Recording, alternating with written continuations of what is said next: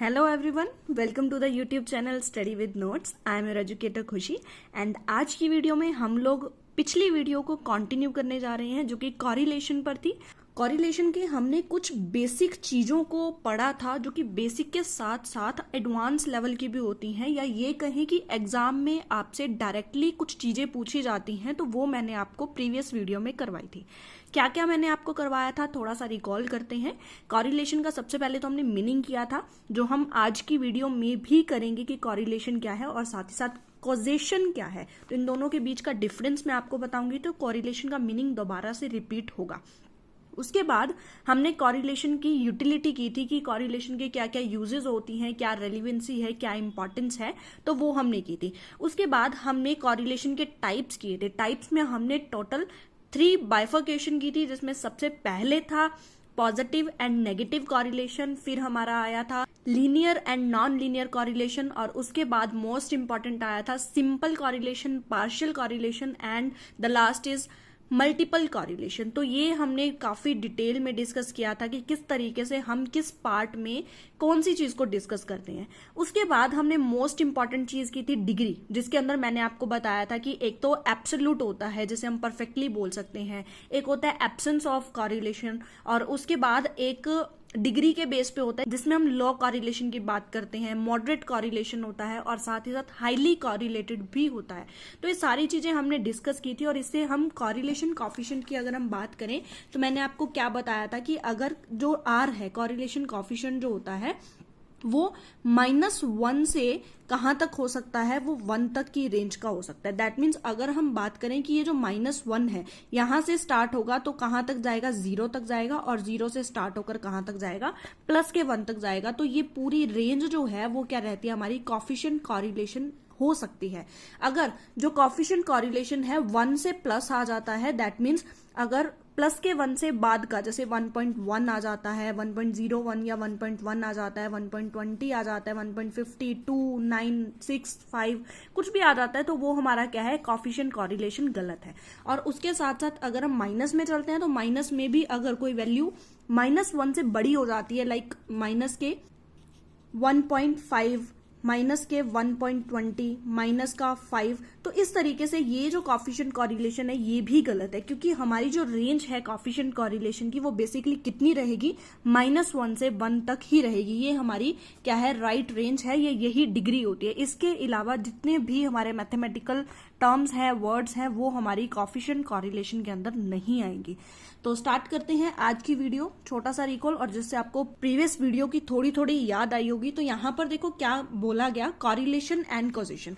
अब बहुत सारे लॉग और बहुत सारे स्टूडेंट्स ऐसे हैं जो कहते हैं कि कॉरिलेशन और कॉजेशन सेम है, जबकि ये कंसेप्ट सेम नहीं है, दोनों ही डिफरेंट डिफरेंट कंसेप्ट हैं। सबसे पहले तो कॉरिलेशन क्या है ये मैंने आपको कल भी बताया था हमारी प्रीवियस वीडियो में। तो उसमें हमने क्या बात की थी कि जो कॉरिलेशन है, कॉरिलेशन क्या होता है, 2 या 2 से ज्यादा वेरिएबल्स के बीच का रिलेशनशिप।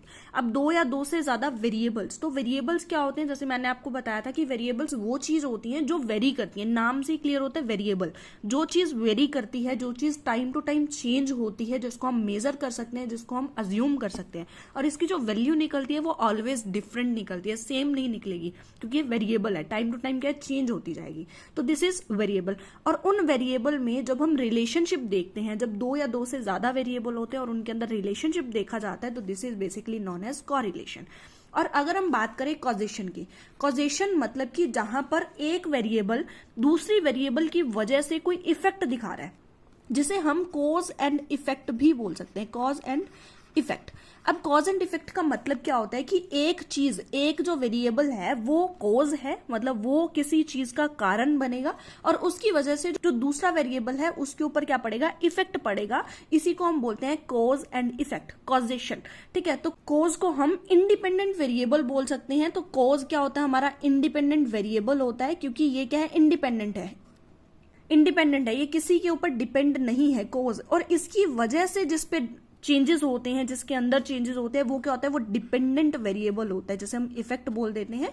और इस वेरिएबल के अंदर जब इफेक्ट देखा जाता है और ये वेरिएबल किसी अदर वेरिएबल पर डिपेंड करता है, इसीलिए इसको डिपेंडेंट वेरिएबल बोला जाता है। तो कॉज की वजह से किसी चीज के ऊपर इफेक्ट पड़ता है, और जिस पर इफेक्ट पड़ता है उसे हम डिपेंडेंट वेरिएबल बोलते हैं, और जिसका इफेक्ट पड़ता है उसे हम इंडिपेंडेंट वेरिएबल बोलते हैं। तो होप सो ये चीजें आपको क्लियर हुई होंगी। अदरवाइज अगर आपको अभी भी डिपेंडेंट वेरिएबल और independent variable, causation, cause and effect में थोड़ी सी भी डाउट है, तो मैं आपको सजेस्ट करूंगी कि आप research aptitude, it's a research aptitude की आप लोग प्लेलिस्ट में जाइए, वहां पर आपको एक टाइप मिलेगा रिसर्च का जिसका नाम है एक्सपेरिमेंटल रिसर्च। एक्सपेरिमेंटल रिसर्च, उस रिसर्च का जो दूसरा नाम होता है उसे हम बोलते हैं कॉजुअल रिसर्च। ठीक है, तो इस रिसर्च को अगर आप डिटेल में उस वीडियो को अगर आप सुनते हैं तो आपको एक सिंगल डाउट भी नहीं रहेगा कॉज एंड इफेक्ट के बारे में, डिपेंडेंट और इंडिपेंडेंट वेरिएबल के बारे में। सो अगर आपको अभी भी कुछ जानना है इसके बारे में तो आप इस वीडियो को रेफर कर सकते हैं, लिंक आपको डिस्क्रिप्शन में मिल जाएगा। अब ये तो हो गए इन दोनों टर्म्स की डिफरेंटली मीनिंग की, कॉरिलेशन क्या होता है और कॉजेशन क्या होता है। अब जो स्टूडेंट्स कंफ्यूज होते हैं कॉरिलेशन और कॉजेशन को एक मान लेते हैं, उनके लिए मैं सबसे इंपॉर्टेंटली कुछ बताना चाहूंगी, जिसमें सबसे फर्स्ट आपको क्या सोचना है, क्या समझना है कि अगर किसी भी दो वेरिएबल के अंदर आपको कॉरिलेशन दिखाई दे रहा है या दो से ज्यादा वेरिएबल के अंदर कॉरिलेशन एग्जिस्ट कर रहा है, तो अगर कॉरिलेशन है तो जरूरी नहीं है कि कॉजेशन भी हो। दैट मीन्स कॉजेशन हो भी सकता है और कॉजेशन नहीं भी हो सकता। तो दैट मीन्स यहां पर मैं क्या लिख सकती हूं, मे और मे नॉट बी, कि कॉजेशन हो भी सकता है और कॉजेशन नहीं भी हो सकता। तो फर्स्ट पॉइंट तो ये बना। अगर हम सेकंड पॉइंट की बात करें कि अगर किसी भी दो वेरिएबल या दो से ज्यादा वेरिएबल के अंदर कॉजेशन एग्जिस्ट कर रहा है, तो यहां पर टर्म्स जो है मैंने आगे कर दी है। तो कॉजेशन की हम सबसे पहले बात करें तो अगर किसी भी दो या दो से ज्यादा वेरिएबल के अंदर कॉजेशन, कॉज एंड इफेक्ट का रिलेशनशिप एग्जिस्ट कर रहा है, तो दिस मस्ट बी कि वहां पर कोरिलेशन भी होगा ही होगा। ठीक है, तो कॉरिलेशन क्या है, मस्ट है। तो ये चीज आपको एग्जाम में जरूर लिखनी है अगर आपसे कॉरिलेशन और कॉजेशन के बारे में पूछा जाता है। तो कॉरिलेशन अगर है दो वेरिएबल या दो से ज्यादा वेरिएबल के बीच में, तो कॉजेशन हो भी सकता है और नहीं भी हो सकता। और अगर हम बात करते हैं कॉजेशन की, तो अगर कॉजेशन है तो दैट मीन्स दो वेरिएबल आपस में रिलेटेड तो है ही है, क्योंकि कॉज और इफेक्ट देख रहे हैं। तो इसका मैं एक एग्जाम्पल भी लेकर चलती हूँ। तो सबसे पहले अगर मैं कॉरिलेशन का एक एग्जांपल लूं, कॉरिलेशन में मैं क्या ले रही हूं, सबसे पहले मैं कॉरिलेशन ले रही हूं weight of a person and income of a person. ठीक है, इनकम के बढ़ने से, तो फर्स्ट पॉइंट ये है कि इनकम के बढ़ने से हमने ये देखा कि वेट जो है एक पर्सन का वो भी बढ़ रहा है। ठीक है, तो ये क्या है, ये कॉरिलेशन, इन दोनों के बीच का रिलेशनशिप देखा जा रहा है कि एग्जिस्ट कर रहा है या नहीं कर रहा है। तो ऑफ कोर्स एक पर्सन की इनकम के बढ़ने से उसका वेट बढ़ सकता है, इनडायरेक्टली फॉर्म में बढ़ सकता है कि इनकम ज्यादा होगी तो वो अपनी लग्जरी लाइफ या एक्सपेंडिचर ज्यादा करेगा, एक्सपेंडिचर खाने पीने पर भी हो सकता है, तो एज पर दिस वो खुश भी होगा, तो उस केस में उसकी क्या है, वेट जो है उसका इंक्रीज हो सकता है। ये कॉरिलेशन तो है, लेकिन यहां पर एक कॉजेशन एग्जिस्ट नहीं करता है। कॉजेशन किस तरीके से एग्जिस्ट नहीं करता है कि इनकम की वजह से वेट थोड़ी बढ़ सकता है किसी पर्सन का, इनकम की वजह से तो वेट कम भी हो सकता है या वेट उसी पोजीशन पर भी खड़ा रह सकता है। तो यहां पर कॉरिलेशन तो है लेकिन कॉजेशन नहीं है। तो यहां से ये चीज क्लियर होती है कि कॉरिलेशन होने से कॉजेशन, कॉज एंड इफेक्ट का रिलेशनशिप हो भी सकता है और नहीं भी हो सकता। तो यहां पर मैंने आपको एक्सप्लेन कर दिया। सेकेंड, अगर मैं एग्जाम्पल लूं कॉजेशन का, कॉजेशन में मैं यहां पर एक एग्जाम्पल ले रही हूं फर्टिलाइजर का एंड क्रॉप्स का। ठीक है, अगर मैं फर्टिलाइजर की बात करूं कि अगर किसी भी क्रॉप में फर्टिलाइजर की एक अच्छी क्वांटिटी और अच्छी क्वालिटी डाली जा रही है, तो आपकी जो क्रॉप्स हैं उसकी प्रोडक्शन में इंक्रीमेंट आपको देखने को मिलेगा। तो फर्टिलाइजर डालने की वजह से आपको क्रॉप में इंक्रीमेंट दिखाई दे रहा है, दैट मीन्स ये क्या है, ये आपका कॉजेशन है। कॉजेशन की कॉज एंड इफेक्ट, जो हमारा फर्टिलाइजर है ये क्या है, कॉज है, जिसे हम इंडिपेंडेंट वेरिएबल भी बोल सकते हैं, और जो क्रॉप होगा वो आपका क्या है, वो इफेक्ट है, और जिसे आप डिपेंडेंट वेरिएबल भी बोल सकते हैं। तो कॉज एंड इफेक्ट है। और इसके साथ साथ अगर मैं यहां पर बोलूं कि क्या यहां पर कोरिलेशन एग्जिस्ट कर रहा है, तो बिल्कुल कर रहा है, क्योंकि फर्टिलाइजर और क्रॉप के अंदर एक रिलेशन भी तो है ना। कि एक फर्टिलाइजर की वजह से क्रॉप में इंक्रीमेंट होगा, डिक्रीमेंट होगा, तो वो चीज एक कॉरिलेशन भी फिक्स करती है और कॉजेशन भी होता है। दैट मीन्स कॉजेशन के होने से कॉरिलेशन एग्जिस्ट करेगा ही करेगा, लेकिन कॉरिलेशन के होने से कॉजेशन होगा या नहीं होगा ये डिपेंड करता है कि किन दो चीजों में कॉरिलेशन देखा जा रहा है। ठीक है, तो यही चीज यहां पर लिखी गई है कि अगर दो वेरिएबल्स हैं, वो दो वेरिएबल्स आपस में कॉरिलेटेड है, तो कॉरिलेशन तो एग्जिस्ट कर रहा है, then it is not necessary कि यहां पर जरूरी नहीं है कि वो दोनों वेरिएबल में causal relationship, that means causation होगा ही होगा, कोज एंड इफेक्ट का रिलेशन होगा ही होगा, ये जरूरी नहीं है। तो दैट मीन्स जो मैंने आपको फर्स्ट सिचुएशन समझाई थी ये वाली कि कॉरिलेशन के होने से कॉजेशन हो भी सकता है और नहीं भी हो सकता, दैट मीन्स कोई जरूरी नहीं है कि कॉजेशन हो ही हो। और उसके बाद सेकंड क्या बोलते हैं कि अगर दो वेरिएबल्स हैं उसके अंदर कॉजल रिलेशनशिप है, दैट मीन्स कॉजेशन है, कॉज एंड इफेक्ट का रिलेशनशिप है, तो देयर इज एब्सोल्युटली कॉरिलेशन जो है वो एग्जिस्ट करेगा उन दो वेरिएबल्स के अंदर। तो यहां पर कॉजेशन अगर होगा तो कॉरिलेशन मस्ट हो जाता है। तो ये दो चीजें हैं, बहुत ज्यादा इंपॉर्टेंट है, आपको याद रखनी है। उसके बाद अगर हम बात करें कि हमारा जो कॉरिलेशन है वो हाई डिग्री का कॉरिलेशन है, दैट मीन्स अगर हम बात करें 0.75 से लेकर कहां तक 1 तक, और ये मैंने आपको जो डिग्री थी कॉरिलेशन की उसमें समझाया था कि हाई डिग्री कॉरिलेशन क्या होता है। तो अगर हाई डिग्री कॉरिलेशन जो है वो प्रेजेंस करता है डिफरेंट वेरिएबल्स के बीच में, तो क्यों हो सकते हैं, इसके रीजंस हैं। कुछ रीजंस आपको यहां पर दिए गए हैं, या अगर आपसे एग्जाम में पूछ लिया कि why high degree of correlation exist between the two or more variables, तो आपको क्या एक्सप्लेन करना है, तो ये पॉइंट्स आपको एक्सप्लेन करने हैं। सबसे पहला पॉइंट क्या कहता है, म्यूचुअल डिपेंडेंस। तो मैंने आपको फर्स्ट वीडियो में भी बताया था कि जो वेरिएबल्स होते हैं वो आपस में म्यूचुअल रिलेटेड होते हैं, म्यूचुअल डिपेंडेंट होते हैं। किस तरीके से, जैसे कि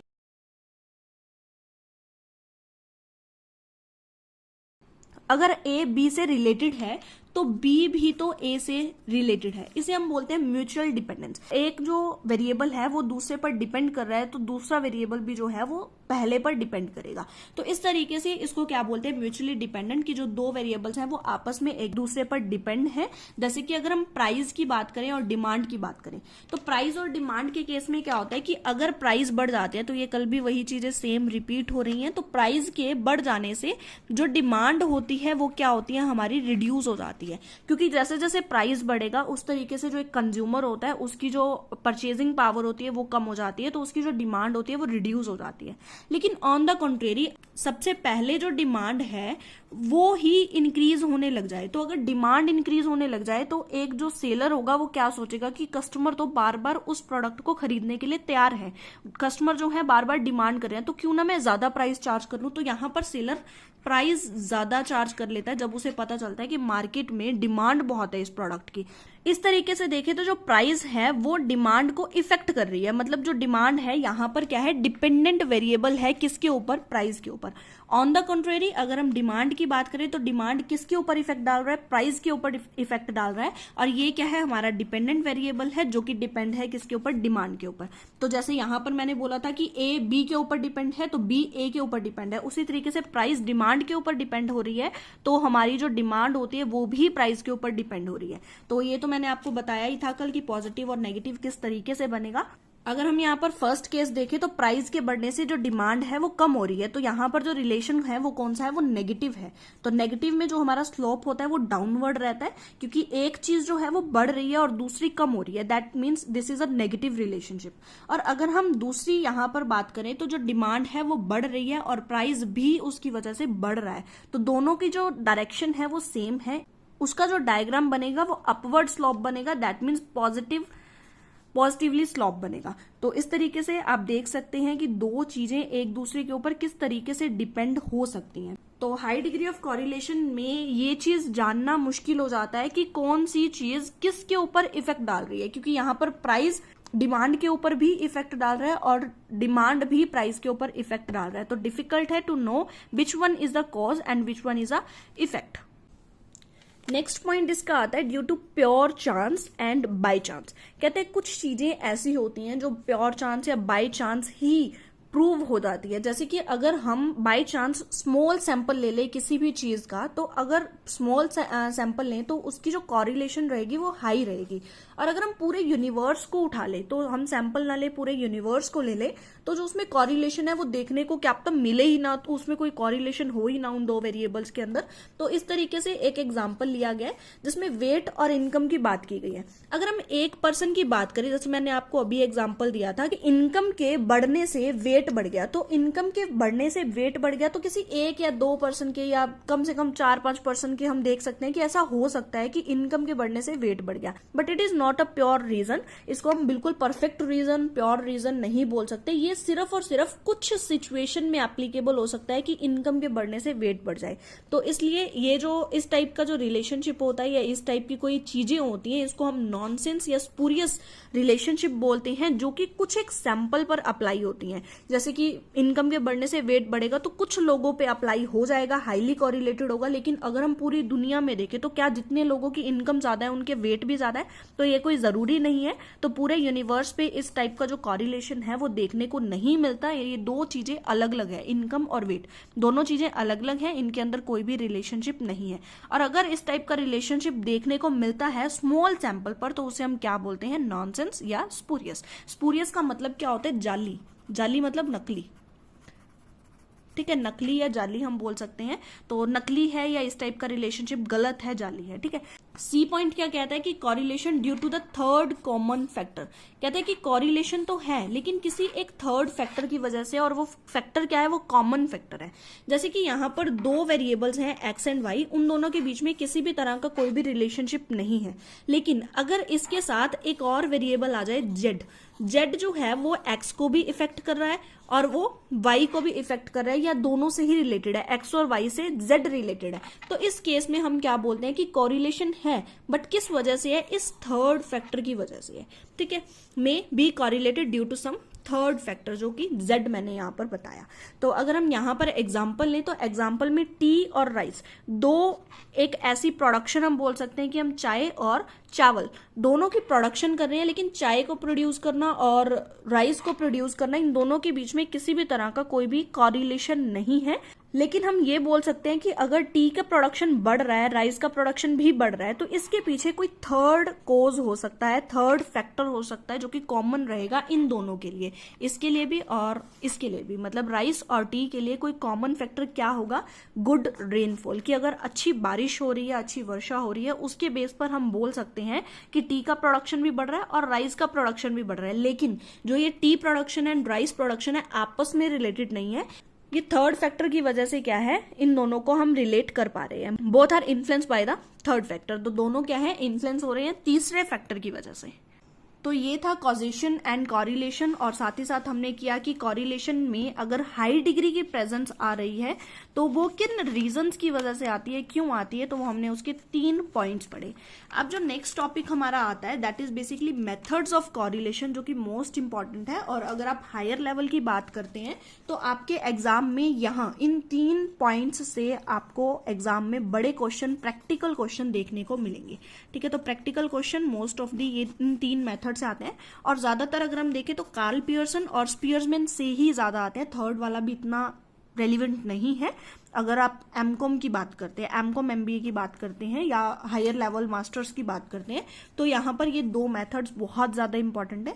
लेकिन अगर आप बीकॉम में हैं या फिर +1 +2 में हैं, तो आपके लिए ये मेथड्स भी इक्वल रेलिवेंसी रखते हैं, तो क्योंकि ये चीजें भी आपसे एग्जाम में पूछी जाती हैं। तो मैं सारे आपको पढ़ाऊंगी। आज की वीडियो में हम इन दोनों को कवर कर लेंगे, scatter diagram and correlation graph. तो इन तीनों मेथड को हम अलग अलग वीडियो में कवर करेंगे, क्योंकि मैं प्रैक्टिकल पोर्शन करवाऊंगी, आपको क्वेश्चंस करवाऊंगी, 1 या 2 क्वेश्चन हर एक मेथड में से। तो मेथड ऑफ कॉरिलेशन जब हम करते हैं तो इसको 2 पार्ट्स में बाइफरकेट किया जाता है। सबसे फर्स्ट जो होता है दैट इज ग्राफिक मेथड, जहां पर ग्राफ डायग्राम की बात होती है, और second is algebraic method. Algebraic मतलब मैथमेटिक हम बोल सकते हैं, मैथमेटिकल कैलकुलेशन करने हैं, फॉर्मूला लगता है और उस फॉर्मूले के बेस पर ही हम क्या है कैलकुलेशन करते हैं। तो ग्राफिक मेथड में दो मेथड्स आते हैं। सबसे फर्स्ट स्कैटर डायग्राम, जिसमें हम डायग्राम बनाएंगे, और कॉरिलेशन में भी एक डायग्राम बनाया जाता है, ग्राफ बनाया जाता है। अलजेब्रिक मेथड, इनमें लगेंगे फॉर्मूले, और फॉर्मूले जब हम इनके अलग अलग मेथड करेंगे तो उसमें मैं आपको फॉर्मूलों को याद भी करवाऊंगी कि किस तरीके से फॉर्मूले याद किए जाते हैं, क्योंकि काफी बड़े फॉर्मूले हैं, और किस तरीके से कैलकुलेशन होगी और किस तरीके से हमें पता चलेगा कि आंसर हमारा सही कैलकुलेट हुआ है। इंपॉर्टेंट होता है ये चीज जानना कि हमने सही से कैलकुलेशन की है या नहीं। हमने लगभग 15 से 20 मिनट एक क्वेश्चन को दे दिए और वो हमारा सही हो गया तो वेल एंड गुड है, अगर नहीं हुआ तो हमारा टाइम भी वेस्ट जाता है और हमें मार्क्स भी नहीं मिलते। तो बहुत ज्यादा जरूरी होता है ये चेक करना कि हमारा जो आंसर है वो सही है या नहीं है। सो इन तीनों मेथड्स को देखो। सबसे फर्स्ट है अलजेब्रिक मेथड में Karl Pearson coefficient of correlation, Spearman rank correlation method, बहुत ज्यादा इंपॉर्टेंट है दोनों। और last is concurrent deviation method, तो ये भी इंपॉर्टेंट है, लेकिन मोस्ट इंपॉर्टेंटली ये दोनों ही आपसे पूछे जाते हैं। सो स्टार्ट करते हैं मेथड्स ऑफ कोरिलेशन, जिसमें सबसे पहले ग्राफिक मेथड का पहला पार्ट आता है स्कैटर्ड डायग्राम। देखो स्कैटर का मतलब क्या होता है? स्कैटर्ड होते हैं, जिस तरीके से पॉइंट्स बोलते हैं ना, पॉइंट बोल सकते हैं हम, ठीक है, मतलब कहीं भी पॉइंट लग जाना, उसके बेस पर हम फाइंड आउट करेंगे कि ये कोरिलेशन है या नहीं है, ठीक है। तो स्कैटर डायग्राम की हेल्प से हम कोरिलेशन को फाइंड आउट कर सकते हैं।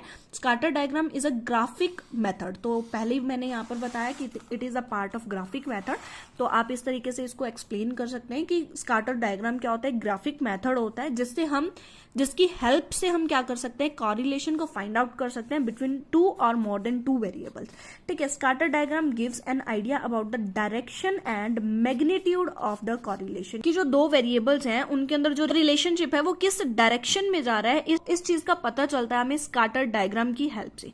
जिस तरीके से यहाँ पर देखो परफेक्टली पॉजिटिव रिलेशनशिप की अगर हम बात करें तो आप सोचो मैंने आपको कौन सा ऐसा एग्जाम्पल बताया था जिसमें पॉजिटिव कोरिलेशन आ रहा था। तो पॉजिटिव किसमें था? प्राइस एंड सप्लाई में। तो मैं आपको एग्जाम्पल की हेल्प से करवाना चाहूंगी यहाँ पर, कि जैसे मैंने आपको बताया था कि प्राइस एंड सप्लाई, ठीक है, प्राइस एंड सप्लाई। तो प्राइस के बढ़ने से सप्लाई के ऊपर क्या इफेक्ट पड़ता है, आप लोग सोच के देखो, देन कमेंट करो कमेंट सेक्शन में। तो देखो जैसे जैसे प्राइस बढ़ेगा, एक सेलर चाहेगा कि मैं ज्यादा से ज्यादा क्या है मार्केट में सप्लाई करूं, सो दैट सेल्स बढ़ जाए, उसके प्रॉफिट बढ़ जाए। तो प्राइस के बढ़ने से जो सप्लाई है वो बढ़ गई, ठीक है। तो यहां पर प्राइस बढ़ा, सप्लाई बढ़ी, तो ये क्या है, सेम डायरेक्शन में जा रहा है, सेम डायरेक्शन में जा रहा है। जब सेम डायरेक्शन में जाए तो उसे हम क्या बोलते हैं, पॉजिटिव रिलेशनशिप बोलते हैं। तो प्राइस के अगर मैं नेक्स्ट लूं, प्राइस के कम होने से एक जो सेलर है वो क्या कहेगा कि भाई मार्केट में प्राइस कम हो गया, अगर मैं इस टाइम पर अपने किसी भी कमोडिटी को, अपने गुड्स को बेचता हूं तो मुझे उतना प्रॉफिट जनरेट नहीं होगा जितना मैं चाहता हूं। तो वो अपनी सप्लाई कम कर देता है और वेट करता है कि प्राइस अप हो जाए और मैं अपनी सप्लाई को बढ़ा दूं। तो प्राइस के कम होने से हमारी जो सप्लाई होती है वो क्या हो जाती है, कम हो जाती है। तो ये अगेन सेम डायरेक्शन में, और ये भी क्या है, पॉजिटिव रिलेशनशिप। और अगर मैं इसी को एक डायग्राम की हेल्प से बनाना चाहूं तो यहां पर मैं प्राइस लिख लेती हूं और यहां पर क्वांटिटी सप्लाई या क्वांटिटी भी आप लिख सकते हैं, क्योंकि यहां पर आप इकोनॉमिक्स नहीं कर रहे हैं कि आप ये देखिए कि आपको क्वांटिटी लिखना है, सप्लाई लिखना है या क्या। तो आप कोरिलेशन ले रहे हैं, तो O Y axis and O X axis यहां पर है। तो इन दैट केस अगर हम देखें तो प्राइस फॉर एग्जाम्पल इस एक्सटेंड पर है, ठीक है, और जो सप्लाई है वो ये इतनी है। और अगर प्राइस बढ़ जाता है, प्राइस फॉर एग्जांपल बढ़कर हो गया इतना, ठीक है, और सप्लाई भी जो है वो बढ़ गई है, प्राइस के बढ़ने से सप्लाई बढ़ेगी, प्राइस अगेन बढ़ गया, प्राइस के बढ़ने से सप्लाई अगेन मूव हो जाएगी नेक्स्ट। तो इन दैट केस अगर आप देखो तो आपकी जो सप्लाई है वो किस शेप में जाएगी, ये हमारे पॉइंट्स हैं 1, 2 एंड 3, इसको अगर हम मैच करते हैं तो दिस इज पॉजिटिवली स्लोप, ठीक है, जिसे हम अपवर्ड भी बोलते हैं, राइट वर्ड भी बोलते हैं कि राइट वर्ड शिफ्ट हो रहा है। पॉजिटिव स्लोप बोला जाता है जो कि हमारी सप्लाई के अंदर है। ऑन द अदर केस अगर हम प्राइस को डाउन कर दे, फॉर एग्जांपल पहले प्राइस मान लो इतना था और सप्लाई इतनी थी, ठीक है, और अगर हम प्राइस को डाउन कर दे तो इस लेवल पर शिफ्ट हो जाएगा और सप्लाई भी हमारी कम हो जाएगी, और यहां पर भी प्राइस को कम करने से हमारी सप्लाई कम हो जाएगी, अगेन पॉजिटिवली स्लोप बन जाएगा। तो ये बेसिकली आपको डिटेल में जो है वो इकोनॉमिक्स में देखने को मिलता है। आपको सिर्फ यहाँ पर ये समझना है कि प्राइस के बढ़ने से सप्लाई बढ़ेगी, प्राइस के कम करने से सप्लाई कम हो जाएगी, और इसका जो स्लोप रहेगा वो पॉजिटिव रहेगा। तो यहां पर जो स्लोप है ये वाला देखो पॉजिटिव है, इसको हम परफेक्ट पॉजिटिव कोरिलेशन बोल सकते हैं। और ये हमें पता कैसे चला, जब जो डॉट है वो प्लॉट हुए हैं सेम, बिल्कुल एक लाइन की प्रोपोर्शन में वो जब प्लॉट हो जाएंगे तो उसको हम क्या बोलेंगे, पॉजिटिव कॉरिलेशन बोलेंगे। और ये परफेक्ट क्यों है, क्योंकि बिल्कुल एक स्ट्रेट लाइन जा रही है। और हमने जब डिग्री की थी तो परफेक्ट पॉजिटिव कॉरिलेशन को मैंने बताया था कि this is R is equals to 1। Total क्या रहता है इसका 1 रहता है। और अगर हम नेगेटिवली ले, ऑन द कॉन्ट्रेरी, अब मैं आपको फिर से एक एग्जाम्पल की हेल्प से ही बता देती हूँ। पहले हमने लिया प्राइस एंड सप्लाई का, अब मैं यहाँ पर ले रही हूँ प्राइस एंड डिमांड का। तो इसको समझने की कोशिश करना। प्राइस देखो, प्राइस के बढ़ने से डिमांड क्या होती है, प्राइस अगर बढ़ जाएगा तो एक जो कंज्यूमर होगा वो कहेगा कि भाई प्राइस ज्यादा हो गया, मैं अब इतना अफोर्ड नहीं कर सकता, मेरी जो जेब है मुझे अलो नहीं करती, तो यहाँ पर क्या करेगा, वो अपनी डिमांड को कम कर देगा।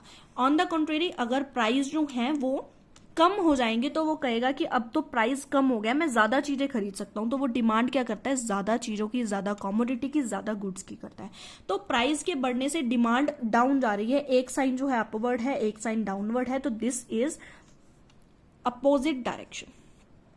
अपोजिट डायरेक्शन में क्या होता है, नेगेटिव स्लोप होता है, ठीक है। और यहां पर भी प्राइस के कम होने से जो हमारी डिमांड है वो क्या हो रही है, बढ़ रही है, तो ये भी अपोजिट है और दिस इज अगेन नेगेटिव। तो अब आपको मैं एक डायग्राम यहां पर भी बनाकर दिखाती हूँ, प्राइस एंड डिमांड के अकॉर्डिंग कैसे डायग्राम बनेगा हमारा। अगेन वही 0 और O Y axis, O X axis, and this is price, this is quantity demand, ठीक है। तो यहां पर आपको क्या लेना है, फॉर एग्जाम्पल हम जो है वो इतने की डिमांड कर रहे थे, इतना हमारा प्राइस था और इतनी हमारी क्या थी, क्वांटिटी थी। अब हमारा जो प्राइस है वो क्या हो गया, बढ़ गया। प्राइस के बढ़ने से हमारी जो डिमांड है वो कम हो जाएगी। प्राइस हमारा इतना बढ़ा और डिमांड क्या है, कम हो गई। प्राइस बढ़ गया लेकिन डिमांड क्या है, बैकवर्ड हो गई, कम हो गई है। तो P1 ऊपर को लिखा जाएगा, Q1 क्या है, नीचे को लिखा जाएगा। इन दैट केस अगर हम इन दोनों पॉइंट्स को मिलाना चाहें, हमारा फर्स्ट पॉइंट ये और सेकंड पॉइंट ये, इन दोनों को अगर हम मिलाएं तो ऐसे नहीं मिला सकते जैसे हमने ऊपर वाला इस राइट स्लोप में मिला दिया था। अब अगर हमें इनको मिलाना है तो हमें क्या करना होगा, हमें ऊपर से नीचे की तरफ लेके आनी होगी। इसको हम बोलते हैं नेगेटिव स्लोप। नेगेटिव स्लोप बोल सकते हैं, डाउनवर्ड बोल सकते हैं, लेफ्टवर्ड बोल सकते हैं, ठीक है। तो ये बेसिकली हमारी डिमांड रहती है। तो डिमांड क्या है, आपको पता चला कि किस तरीके से नेगेटिव होती है और सप्लाई किस तरीके से पॉजिटिव होती है। तो यहाँ पर जो हमारा सेकंड डायग्राम है जिसमें हम R-1 ले रहे हैं, जो कि परफेक्ट नेगेटिव कॉरिलेशन है R-1 की, ये किस तरीके से है, ये इस नेगेटिव लाइन की वजह से। अब ये नेगेटिव लाइन बिल्कुल एक स्ट्रेट लाइन हम यहाँ पर मान सकते हैं और इसीलिए इसको 1 की डिग्री बोली गई है और ये स्लोप डाउनवर्ड है इसलिए नेगेटिव बोली गई है। इसको जो शो किया जाता है बिल्कुल एक डॉट की फॉर्म में शो किया जाता है। नेक्स्ट अगर हम देखें तो थर्ड जो हमारा स्कैटर डायग्राम के अंदर पार्ट आता है, that is absence of correlation, कि जहां पर कॉरिलेशन एग्जिस्ट ही नहीं करता। No correlation, zero correlation, nonsense relation, ये हमने डिग्रीज में किए थे सारे, पॉजिटिव वाला, नेगेटिव वाला और ये अब्सेंस ऑफ कॉरिलेशन वाला। तो इसके अंदर देखो हमने बिल्कुल परफेक्ट एक लाइन देखी जिससे हमें पता चल रहा है कि कोई ना कोई रिलेशन तो यहाँ पर एग्जिस्ट कर रहा है। लेकिन यहाँ पर जो मैंने डॉट्स प्लॉट किए हैं तो आप इन डॉट्स को देखो कि कोई डॉट तो कहीं है, कोई कहीं है, कोई कहीं है, इस तरीके से मैंने सारे डॉट्स प्लॉट किए। तो इन डॉट्स का मतलब क्या है कि एक वेरिएबल तो ये पॉइंट बता रहा है, एक यहाँ, अगर हम इनको मैच भी करने लगे तो क्या मतलब कुछ बनेगा, बिल्कुल भी नहीं बनेगा। तो इसीलिए इसको बोला जाता है कि यहाँ पर रिलेशन जो वेरिएबल्स हैं उनके अंदर किसी भी तरह का कोई भी रिलेशन है ही नहीं। इसको हम nonsense, absence, no correlation, zero correlation बोलते हैं। उसके बाद जो डिग्री ऑफ कॉरिलेशन था उसमें 2 और टाइप थे, हाईली कॉरिलेटेड एंड लो कॉरिलेटेड। तो हाई कॉरिलेटेड क्या होता है कि जैसे हमारे जो डॉट्स हैं वो प्लॉट कहाँ होंगे, वो बिल्कुल आसपास कहीं होंगे, जिस तरीके से यहाँ आसपास है। और अगर हम इसको देखें तो ये एक स्ट्रेट लाइन अपवर्ड जा रही है जो कि पॉजिटिव हम बोल सकते हैं, ठीक है, पॉजिटिव सेंस में भी जा रही है और बिल्कुल स्ट्रेट लाइन नहीं है, इसलिए हम इसको एब्सोल्यूट या परफेक्टली कॉरिलेशन नहीं बोल सकते। लेकिन ये हाई जरूर है। हाई किस तरीके से, क्योंकि ये बिल्कुल क्लोज है। और अगर मैं आपको दूर वाला दिखाऊं जिसमें हम लो कॉरिलेशन बोलते हैं, तो देखो जो ये पॉइंट्स हैं वो आपस में कितने दूर हैं। तो यहां से आपको डिफरेंस भी दिख रहा होगा कि लो डिग्री कॉरिलेशन क्या होता है और हाई डिग्री कॉरिलेशन क्या होता है। जहां पर जो ये डॉट्स हैं या जो ये वेरिएबल्स हैं, इनके जो भी पॉइंट्स या वैल्यूज निकलेंगी वो काफी क्लोज होती हैं, तो वो हाईली कॉरिलेटेड होती हैं। और अगर उनकी वैल्यूज जो होती हैं वो काफी दूर होती हैं, काफी डिस्टेंस पे होती हैं, तो वो क्या होता है, वो हमारा लो डिग्री कॉरिलेशन होता है। तो ये हमारा पॉजिटिव है और अगर यही डाउनवर्ड आ जाए तो दिस इज नेगेटिव। तो ये चीज आई थिंक मुझे अब दोबारा बताने की ज़रूरत नहीं है कि ये पॉजिटिव क्यों है, ये नेगेटिव क्यों है। बस यहाँ पर सिर्फ इतना समझना है कि हाईली है तो इसमें जो पॉइंट्स होते हैं, डॉट्स होते हैं, वो काफ़ी क्लोज होते हैं, चाहे वो पॉजिटिव हो चाहे वो नेगेटिव हो। लेकिन अगर हम लो डिग्री की बात करते हैं तो जो ये पॉइंट्स होते हैं, डॉट्स होते हैं, वो काफ़ी दूरी पर हो जाते हैं, इसीलिए इसको हम लो डिग्री कॉरिलेशन बोलते हैं, जिसमें positive correlation as well as negative correlation study करते हैं। तो आई होप सो जो स्कैटर डायग्राम है काफ़ी इजीली आपको समझ आ गया होगा। इसको मैंने इकोनॉमिक्स के साथ भी थोड़ा सा रिलेट करके आपको बता दिया है, एग्जाम्पल आपको सप्लाई एंड डिमांड के दे दिए हैं और नॉनसेंस रिलेशन का भी आपको बता दिया है। उसके बाद सेकंड जो हमारा ग्राफिकल मेथड का पॉइंट था, पार्ट था, that is correlational graph. Correlation graph के अंदर क्या होता है, इसके अंदर एक ग्राफ बनेगा। जैसे दो वेरिएबल्स होते हैं, इनको तो हमने दोनों वेरिएबल्स को एक ही पॉइंट पे फिक्स कर दिया ना, लाइक यहाँ पर हमने प्राइस लिख दिया और यहाँ पर हमने क्या लिख दिया, सप्लाई लिख दिया।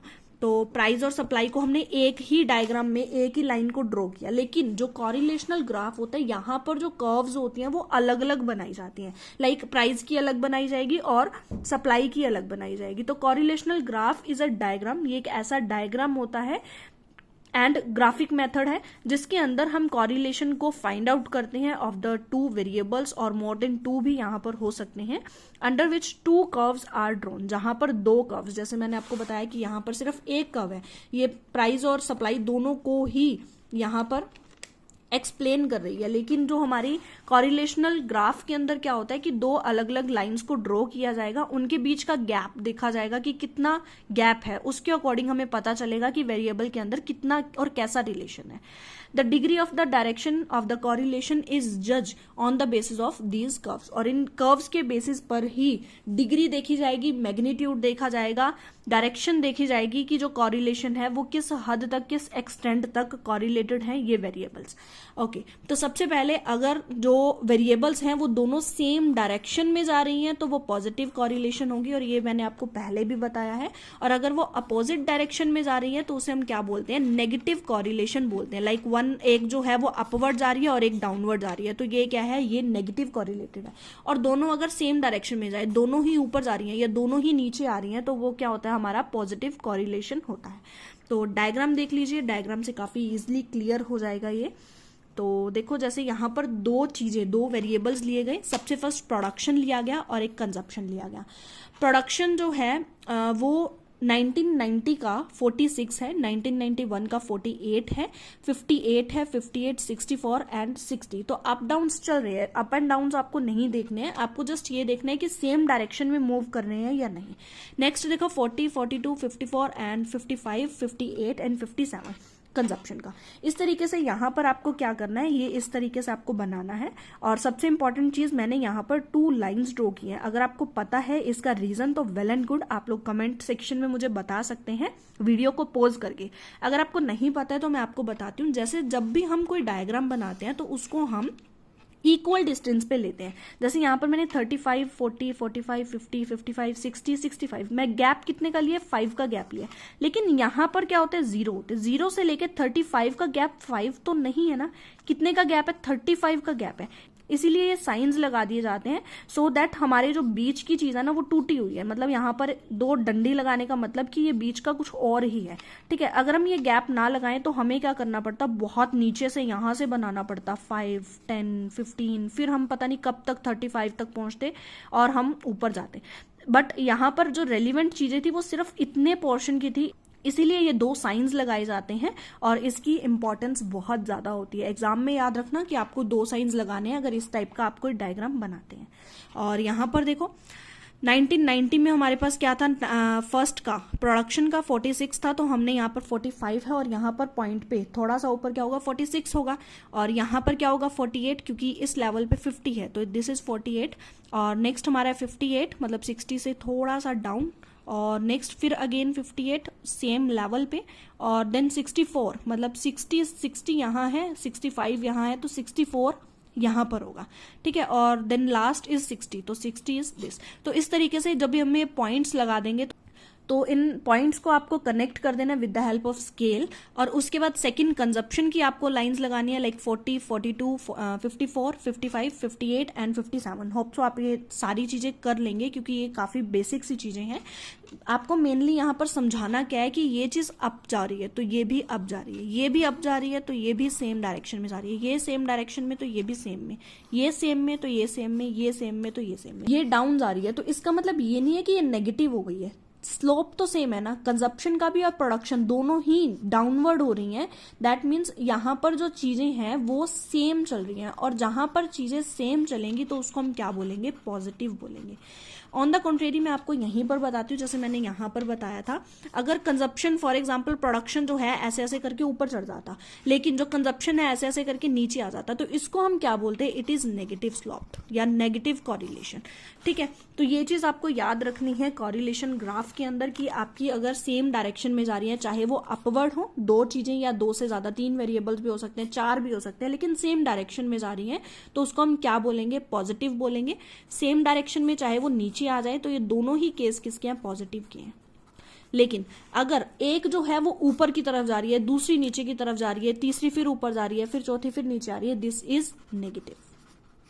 ठीक है, तो ये डिफरेंस आपको याद रखना है इस चीज के बीच में। होप सो आपको क्लियर हुआ होगा मेथड्स ऑफ कॉरिलेशन, और नेक्स्ट वीडियो में हम करेंगे कार्ल पियर्सन का कोएफिशिएंट ऑफ कॉरिलेशन, जो कि काफी इंपॉर्टेंट है।